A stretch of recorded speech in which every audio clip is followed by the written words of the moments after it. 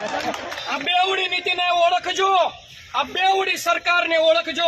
ગુજરાતનું જ પાડોશી રાજ્ય રાજસ્થાન सरकार નથી એટલે કેટલું મીઠું બોલે છે कि मेरे भाइयों और बहनों, मैं आपसे कहना चाहता हूं कि अगर राजस्थान में पेपर फूटेगा और बीजेपी की सरकार आएगी तो एक को भी नहीं छोड़ेंगे।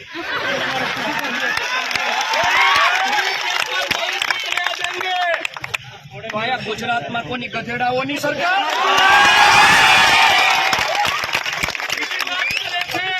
કે કોઈને છોડવામાં નહીં આવે। ગુજરાતમાં 15 પેપર ફૂટ્યા ભાઈઓ બહેનો, પેલા પકડો તો ખરા। અને આ પેપર નથી ફૂટતા, આ ફૂટે છે તો મારા ગુજરાતના યુવાનોનું ભવિષ્ય। માનનીય પ્રધાનમંત્રી સાહેબ, અમે વાજતે ગાજતે તમને દિલ્હી મોકલ્યા હતા કે અમારું ગુજરાત નારીનું કલ્યાણ થાય, અમારા ગુજરાતની જનતાનું કલ્યાણ થાય। પણ તમે તો ત્યાં જઈને કલ્યાણ તો ઠીક, આયા જે કલ્યાણ થતું હતું ને એ બંધ કરી દેવું। આ નારી ધોમ ધકતા તાપની અંદર અહીંયા બેઠી છે, શું કલ્યાણ થયું હોત તો અહીંયા બેઠી હોત?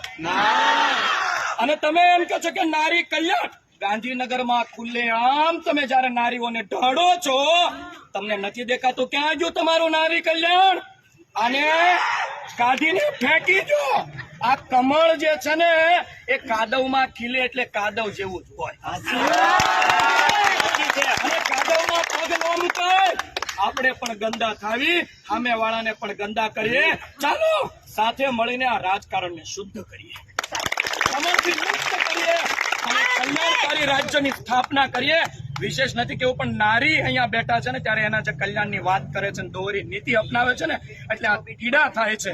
આ હું નથી બોલતો, આ મારી પીડા બોલે છે। વોટિંગની તાકાતને ઓળખજો, અને આ વખતે જો એને બીજા કોઈનો ડર નહીં, તમે ગમે ઊંધા સીધા થઈ જાવ કોઈ ડર નહીં, ડર એને ફક્ત પોતાની ખુરશીનો છે। એનો પાયો આપણે હલબલાવવો પડશે, તો જ એ જ્ઞાન સહાયક રદ કરશે ને એના માટે આપણે પૂરી તૈયારી